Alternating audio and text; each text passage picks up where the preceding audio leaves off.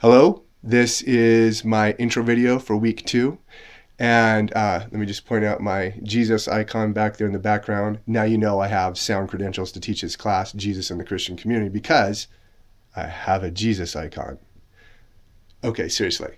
If you've looked at the syllabus or if you've jumped online in Moodle, you'll know that the 3 main things we're going to be looking at this week is Jesus' baptism, his temptation, and his wonders and mighty deeds, sometimes referred to as his miracles.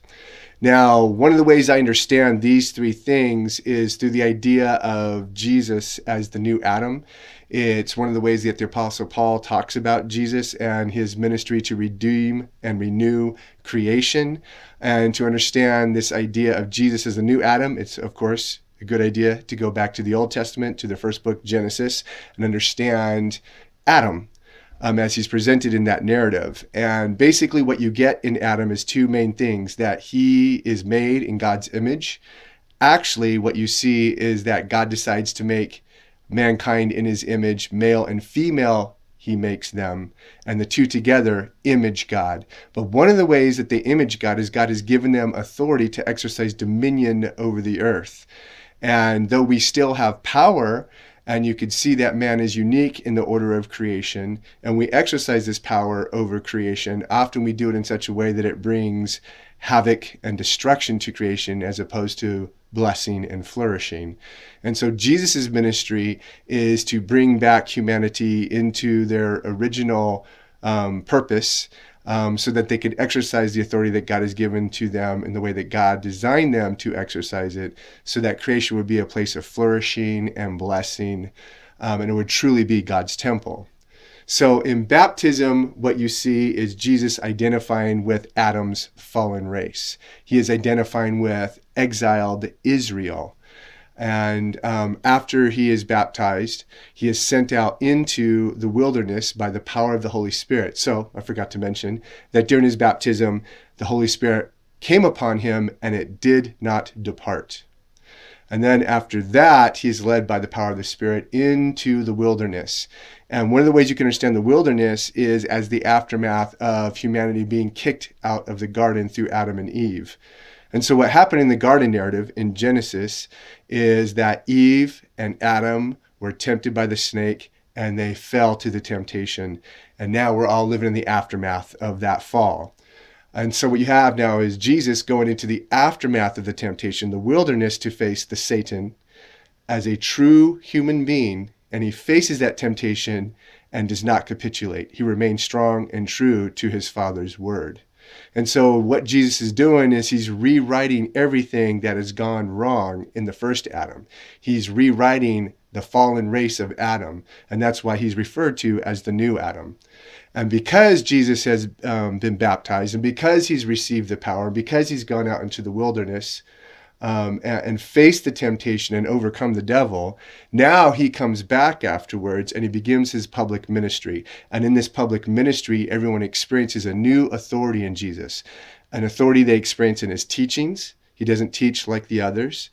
And an authority they experience in his power to forgive and to heal, and in the mighty deeds that he commits. So that's kind of the connecting thread, this Jesus as the new Adam. And through Jesus, God is calling all of humanity back to their original purpose and design in creation. One of the things I want to draw attention to, I think I mentioned it to you in my email, is that on the first week, it said you were supposed to do the Who is Jesus log sheet and essay analysis. That's where you have this log sheet and you're supposed to go out to and find like 10 to 15 people and ask them who is Jesus, and you write their responses down, then you analyze their responses. As far as I understand, according to your syllabus, that's supposed to be in week 4. And the only thing that you were supposed to do in week 1 is an essay where you explain to me who you say Jesus is. And then you do these other assignments, and then around week 4, you do the who they say, who is Jesus assignment.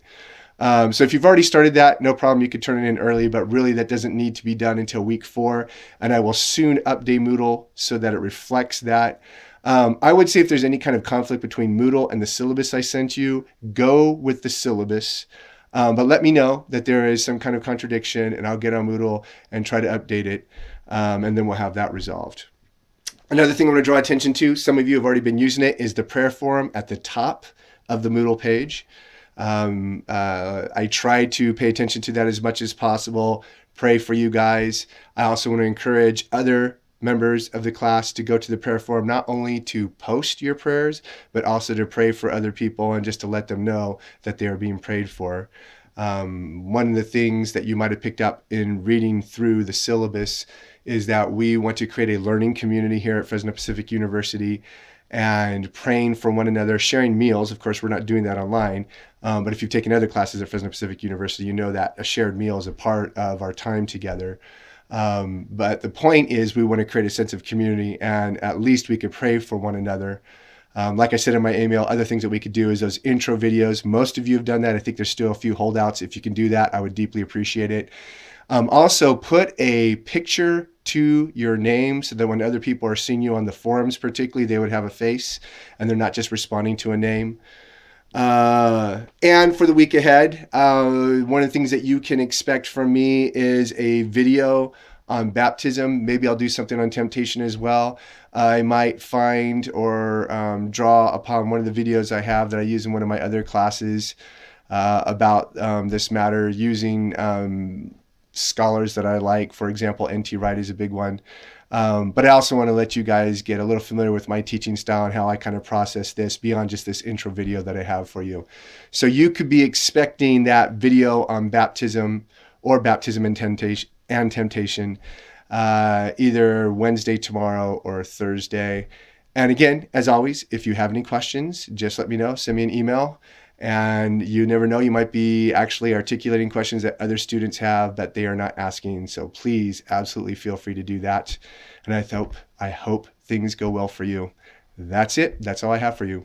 Bye.